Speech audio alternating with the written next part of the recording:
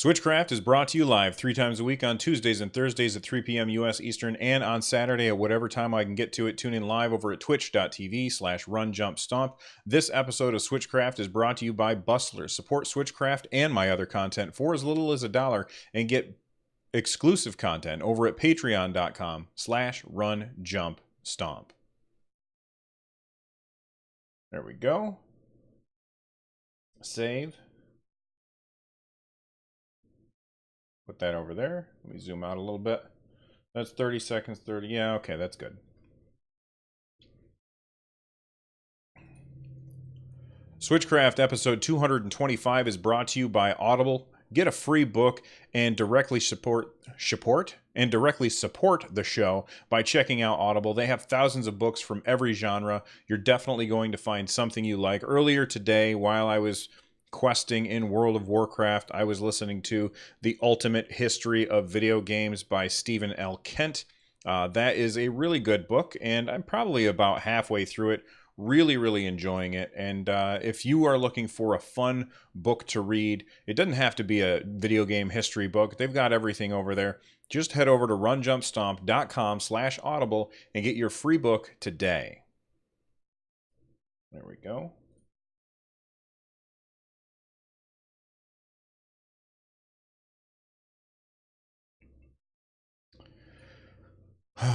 Echo intro. What do you mean echo intro?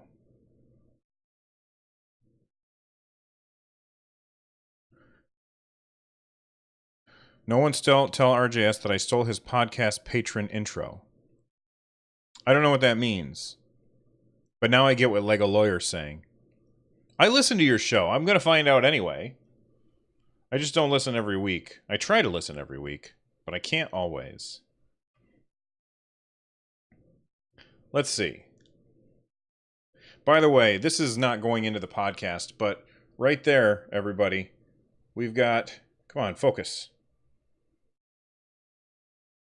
Bonus podcast right there for patrons. All right. So I'm looking. Where is it? No, that's not it. Where? There we go. Nintendo Pulse. All right. Well, I'm gonna have to listen to it and find out. That's right. Bonused. Oh, rest. That's tough, man. Ouch. No, I'm not 120. Yeah, I'm taking my time with the story. I am level 112, maybe 113. I can't remember. Oh, man. You guys are... Support bonus content. That's right, Fisto. Support bonus content. All right, let's get this done. Oh, I gotta refresh this. There we go.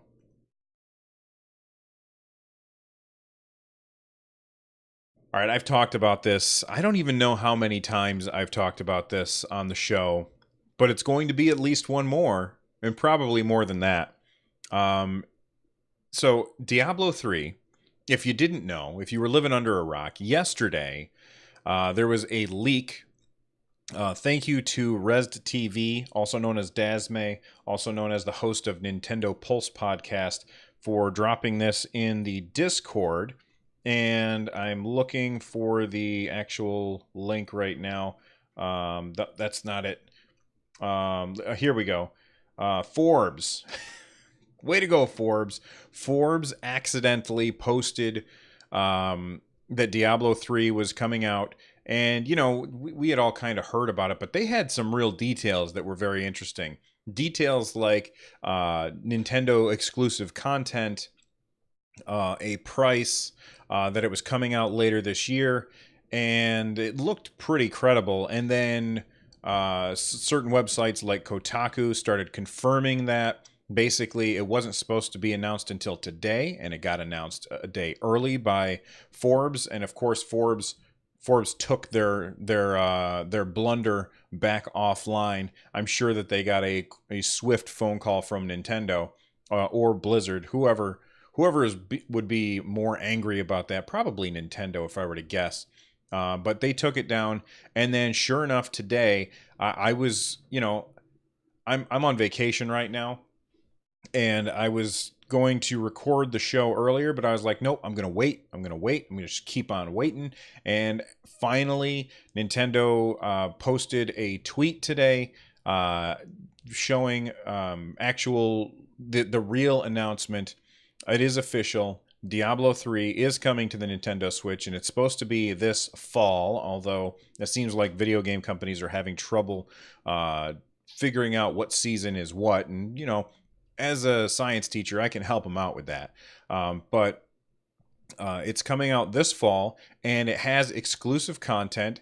Most of the exclusive content I could not, well, actually all of the exclusive content I don't care about. It's like a Ganondorf skin and like a special portrait that like has Triforce stuff on it. And that's all fine. That's fine. But I don't care about that. I just want to play Diablo. And I'm really, really excited that we're going to be able to play Diablo 3 on the Nintendo Switch. We're going to be able to take it wherever we want.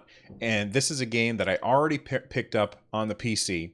I played that for, it seems like 1 million hours on the PC. And then I remember this very, very distinctly.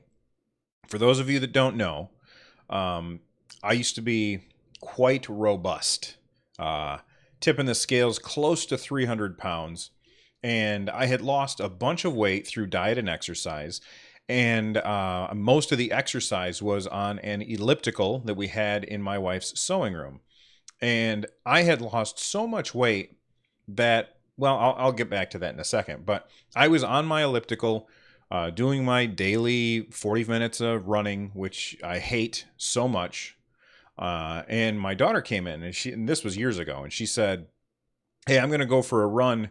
Do you want to go with me?" And I said, "Yeah, you know what, I do. That sounds like fun."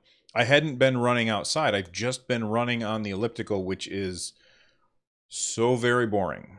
And this is right at the height of Diablo 3 on the PC, and I had so much fun with it. So I said, "You know what? Let's go." And I was already in my running gear. And I went outside, and here's the thing. Here's the reason why I bring up the weight loss is because I had lost so much weight that I had to really tie my shoes super tight in order to get them to stay on because my feet had gotten smaller. And on an elliptical, that really doesn't matter. But on the road, my laces hung down, and I didn't notice it. And there's actually a picture of me getting ready to go run with my daughter, and I'm wearing those shoes with these super tight laces, and they're hanging down, and you could see them touching the ground. And I didn't even think about it because I'd only been running on the elliptical. And we went for a run. I got about a mile down the road, and I tripped over my laces, broke my arm, and I could not play Diablo anymore. And that was the first time that I had, because I was obsessed with Diablo 3. I'd played so much of that game. So I tripped, I broke my elbow, had to have surgery to put everything back together. And I could not, that's one of the reasons why playing games on PC is kind of painful for me. But, I couldn't play Diablo because I could not turn my arm that way anymore. And so playing Diablo on the computer wasn't going to happen. So then when I finally got a PS4, which really wasn't all that long ago, I decided to pick up Diablo 3 for the console and check it out. And sure enough, I've been having an absolute blast with it. We even had like a little race last Saturday. It was me versus another streamer, that chap Zap, and we were both playing Diablo. We started at the same time to see who would end at a higher level at the end of the stream. I won the first competition. He won the second competition. And we had a blast. Diablo 3 is an amazing action RPG. And I don't think that there's ever been a game that I've ever played where I would be willing to buy it 3 times. Like Skyrim, I bought twice. I bought that twice because I had it on Xbox 360. And then my 360 died and I still wanted to play it. So I bought it again on Steam. But I can't think of any other game that I bought 3 times outside of like Mario Brothers or something like that. And Diablo 3, I think it's going to be the one. I think I'm going to triple dip on that game and buy it yet again for the Nintendo Switch. And what I'm really hoping for, what I think would be the best thing, is if it shared, not crossplay. I understand why sometimes crossplay just can't work, even though clearly it can. Thank you, Rocket League. Thank you, Fortnite. But right now, console Diablo players and PC Diablo players, they don't mix. And not only do they not mix, but you have separate progression. Um, like I wasn't able to take my max level wizard off of the PC version of the game and bring it to my PS4 version of the game, which is really irritating. And this is what I'm really hoping to hear from Blizzard and Nintendo, is that maybe they figured out a way for us to import our characters. I don't care if I can play with people who are on the PC or people who are on the PS4 or people who are on the Xbox or whatever. I just want to be able to play the characters that I already put a lot of time into. Because remember, before I broke my elbow, I was playing Diablo 3 like nonstop. It was my addiction at the time. I could not put it down. And it's because Blizzard is so good at making that stuff. But starting over yet again, yes, I'll do it, but I won't be happy about it. And I don't want to start over again. I want to bring in my stuff from my PS4, which will never happen. I want to bring in my high level stuff from the computer, and I don't think that'll happen either, but I'm crossing my fingers. I really am, that kind of thing is going to be in this partnership between Blizzard and Nintendo. So I'm curious, for those of you out there, how many of you are going to pick up Diablo 3? And if so, is this the first time that you're picking it up, or are you buying it after having bought it before? And I'm curious as to what your thoughts are on it. So what I'm going to do after I finish recording this segment is I'm going to open up Twitter. I'm going to tweet out a Twitter poll. You can find it at Run Jump Stomp on Twitter, and you guys can answer that. So that's my my question to you guys. Are you picking up Diablo 3? If so, why? If not, why? And have you bought it before? All right, you guys can respond to that poll and let me know. There, save. And let's go ahead and do that. Twitter.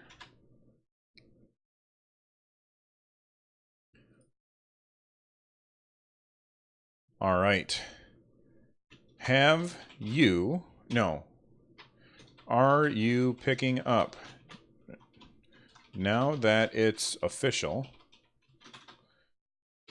comma, are you picking up Diablo 3, Diablo 3 on Nintendo Switch? If so, have you purchased the game before on other platforms? Respond with your reasons. And we'll make it a poll. Not picking it up, not buying it. Yes, first time playing. Yes, oops. Yes, double dipping. And then yes, triple dipping. And I spelled triple wrong. All right, and we will set that poll length for 2 days. Tweet. And speaking of those, let's see, where's my last, here we go. All right.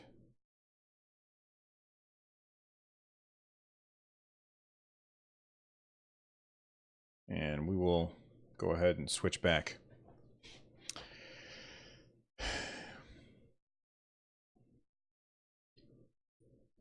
So let's take a look at chat and see what it is that they're talking about. Trev125 says, just hopped on. Is Diablo 3 confirmed $60? The answer is yes, it is. Resd TV says, I played day one on PC, but put in 100 hours. Bought it on PS3 and played it at least that. Then PS4 and probably put in 300 plus hours. It's such a good game. Seasons and the new endgame content are so good. Number one co-op game to play with my wife.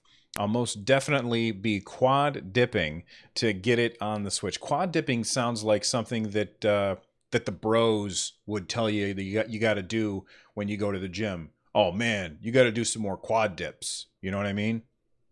Um, Kodiak Moonwolf in chat says, I'm looking forward to getting Diablo 3 on Switch. Never picked it up on PC and never played it previously. Pudding says, PC to Switch is way more possible than PC to PS4 or PS4 to Switch. I'm curious as to why you think PC to Switch is more feasible than PC to PS4. That's very curious to me. And I'm not talking about cross-play. I'm talking about cross-accounts. Pudding says, I probably won't pick it up. I bought it on PS4 and barely played. My way to play it is on PC. Vaxer is asking if it will have crossplay. We don't know. Lego Lawyer says, I love Diablo 2 on PC. Not sure if I'll get Diablo 3 for Switch. Res TV says, Blizz says no to crossplay for now. It's not like that on any platform. That doesn't surprise me. I didn't think that they would, but I hoped that they would. Mango Tree 93 says, I'm excited to play it on Switch. I've never played before. Mikey B. Playing asks, is Diablo 3 online multiplayer? Yes, it is. It is also local multiplayer. You can play on the Nintendo Switch version up to 4 players on the same Switch, which is awesome. Or you can also play up to 4 players on 4 different Switches without any online needed at all. Or you can also play it online. So that really seems like one of the best ways to play it is going to be on the Nintendo Switch, especially if you've got other people around that you can play it with, because that seems like the best way to play it. Everybody gets their own screen, and you can talk to each other without having to deal with the internet, which I think sounds pretty cool. NJ Slaps says, I'm in the same boat, bought it for PS4, debating on getting it for the Switch. I said specifically that I would not be picking it up for the Switch, but now that it's officially announced, I don't know if I can resist. I really don't. All right, before we move on, last episode, speaking of Twitter polls, I posted a Twitter poll asking, now that it's been out for a while, are you still playing Pokemon Quest? If so, are you playing it on mobile or Nintendo Switch? And this was really, really surprising to me. That's the wrong button. 95% of the people who responded said that they are not playing. So that game has like 0 staying power. I can't believe that it made $8 million in its first month when 95% of the people, I mean, of course, it's a small number of people that were asked, but that's really surprising to me. I thought it would be maybe 50-50 at worst. And 5% of people who are playing it on Switch. So 0% responded that they were playing it on mobile, which I found that to be surprising, because I found like that would be probably, in my opinion, the best place to play it. All right, let's move on to something else.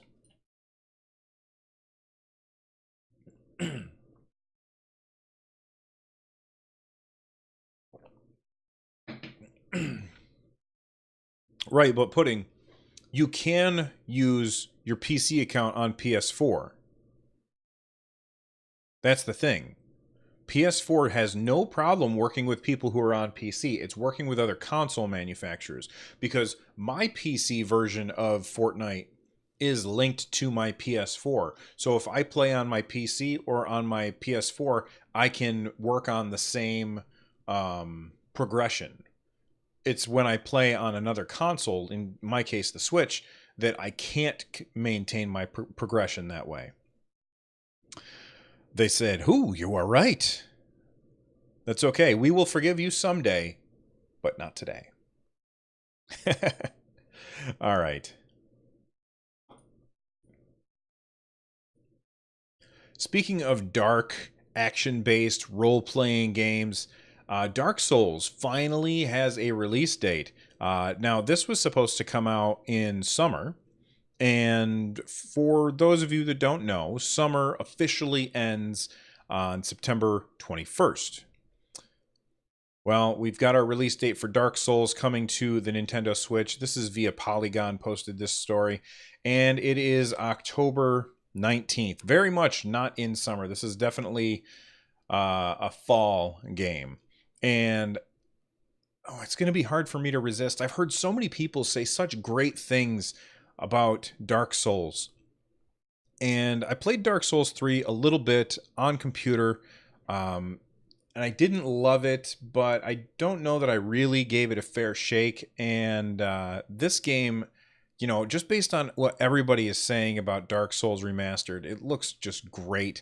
And of course, the amiibo looks amazing. There's no picture of the amiibo in this. There we go. This amiibo just looks excuse me. This amiibo looks really fantastic. But Dark Souls for the Nintendo Switch finally has a release date, October 19th, I think. Yep, October 19th. And I'm curious how many of you are going to pick it up, and I'm not going to do another Twitter poll for this, how many of you are going to pick it up, and if you are going to pick it up, have you played it before? Please let me know.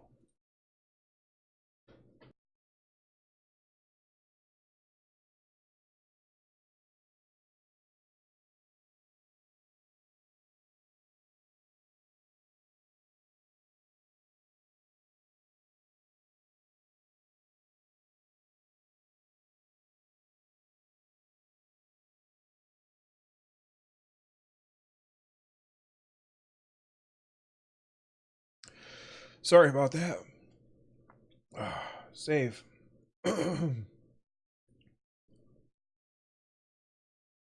Damn.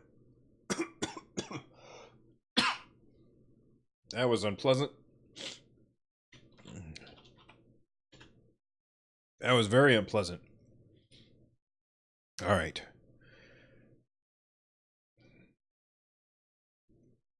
Mango Tree does not enjoy throwing his controller. Max Power says, I'm not going to get it. I've heard it's difficult and frustrating, and I've got too much in my backlog already. That's a good point. We'll probably get Dark Souls on Switch. Haven't played it before either. I don't know what happened, Fisto. Sometimes you just feel like you gotta choke.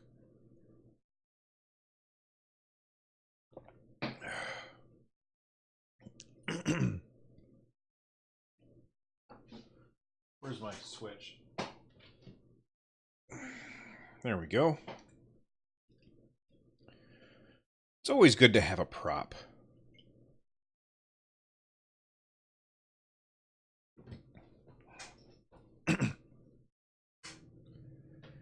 By the way, people need to stop calling games Dark Souls. I don't know what that means. What does that mean? People are calling it Dark Souls.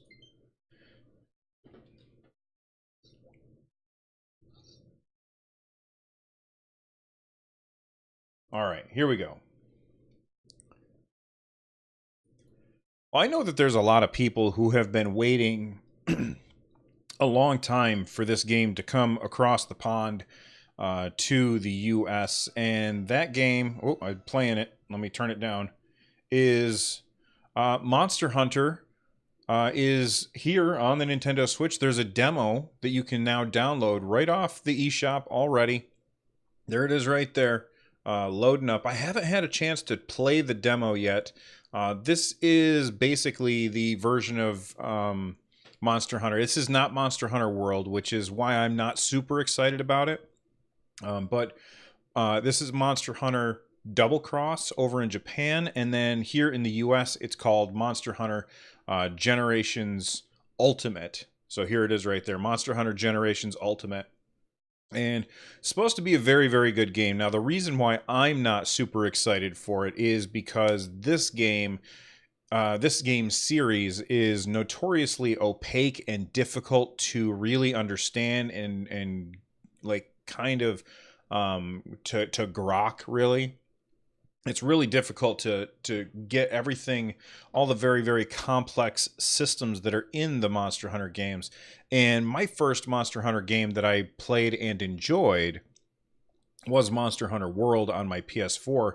I played demos for Monster Hunter on the 3DS before. I don't think I ever did on the Wii or on the Wii U, just on the 3DS.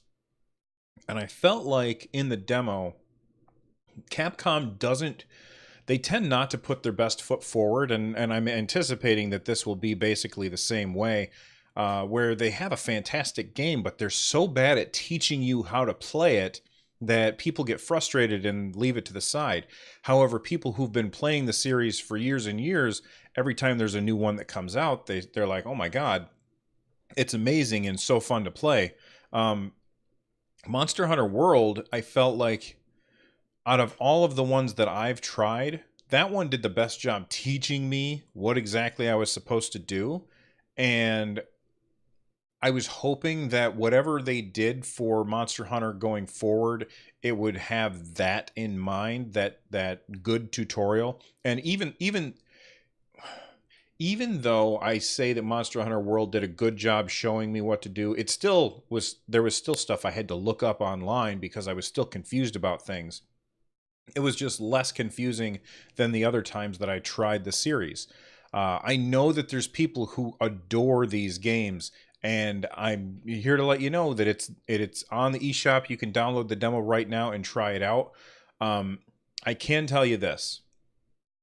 From what I've played in Monster Hunter World, the combat is very, very satisfying. The gameplay loop of going after a monster, hunting it down, killing it, taking its parts to make new armor and new weapons, and then using that armor and weapons to go back out and do the same thing again, but with a more powerful monster. That gameplay loop is very, very well honed in Monster Hunter World.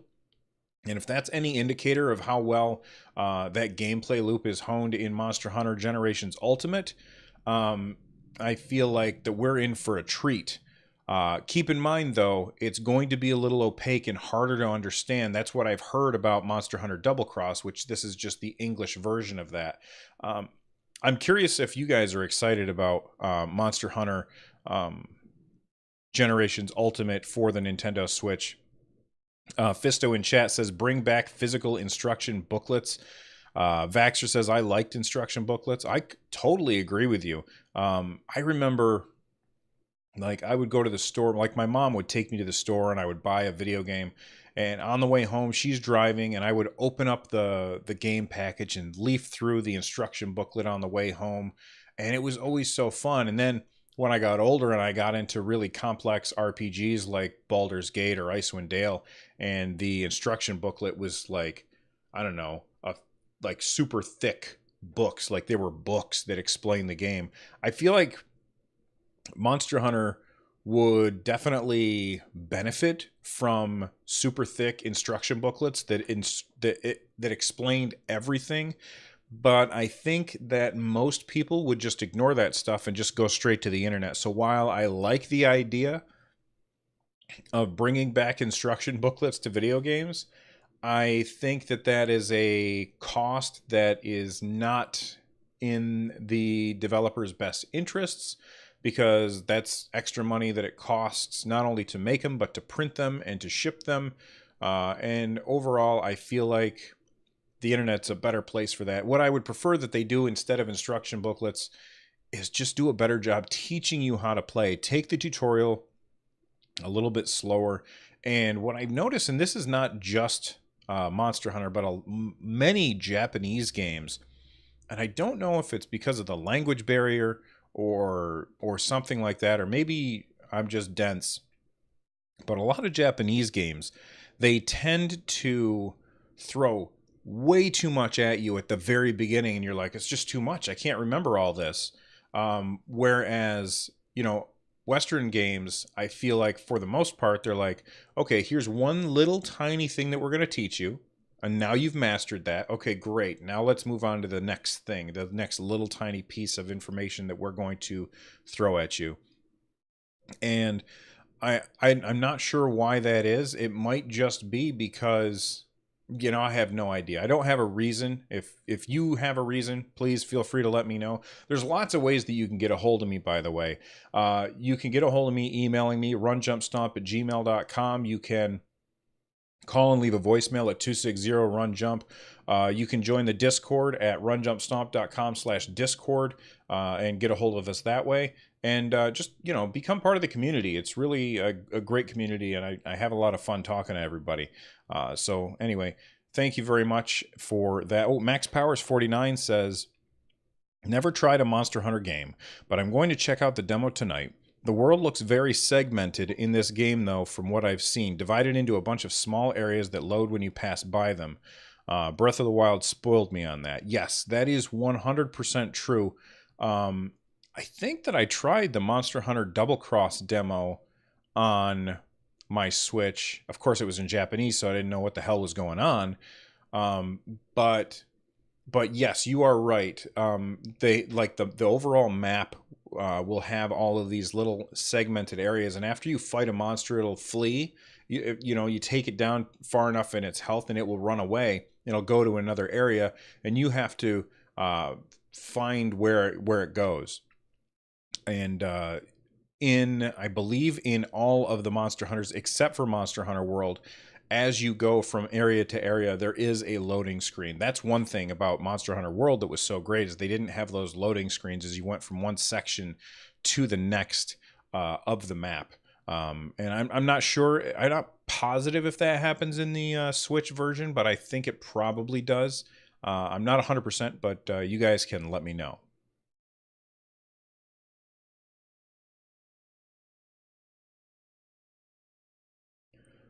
All right. Hey, Lawworthy.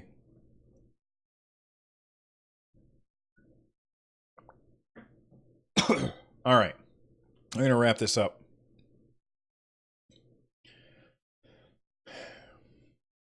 All right, everybody, it's time for the lightning round. Let's go ahead and wrap this up. We've got a couple of things that I want to touch on. First off, Nintendo of America had posted on Twitter, there is this bundle that comes with Mario Tennis Aces, a Nintendo Switch, and 1-2 Switch for $359. This is only available at Walmart, and this starts on September 5th.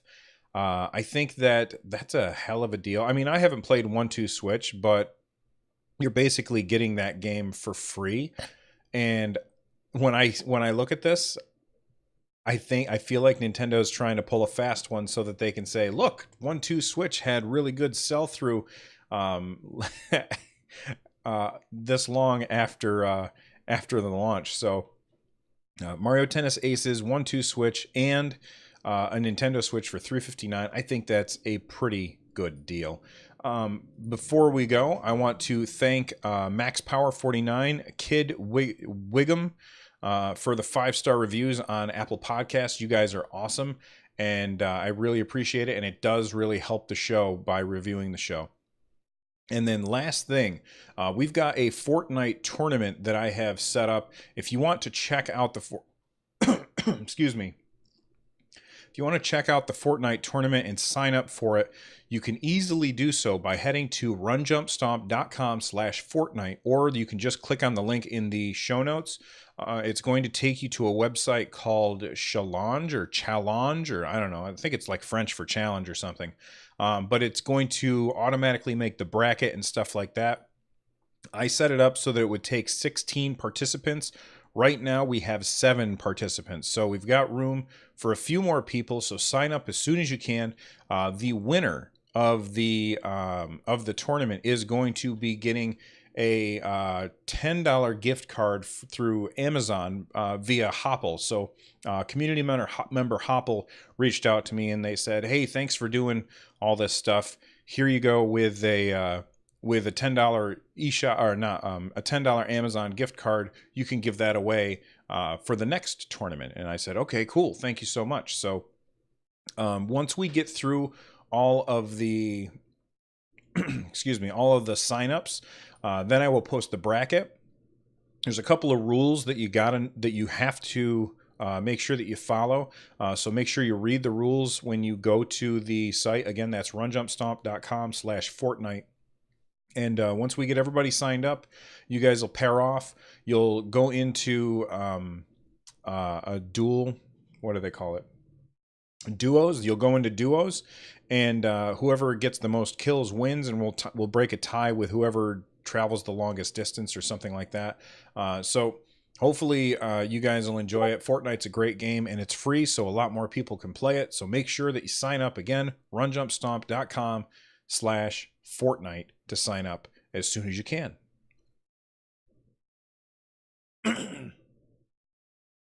Sorry for that cough. My voice is going.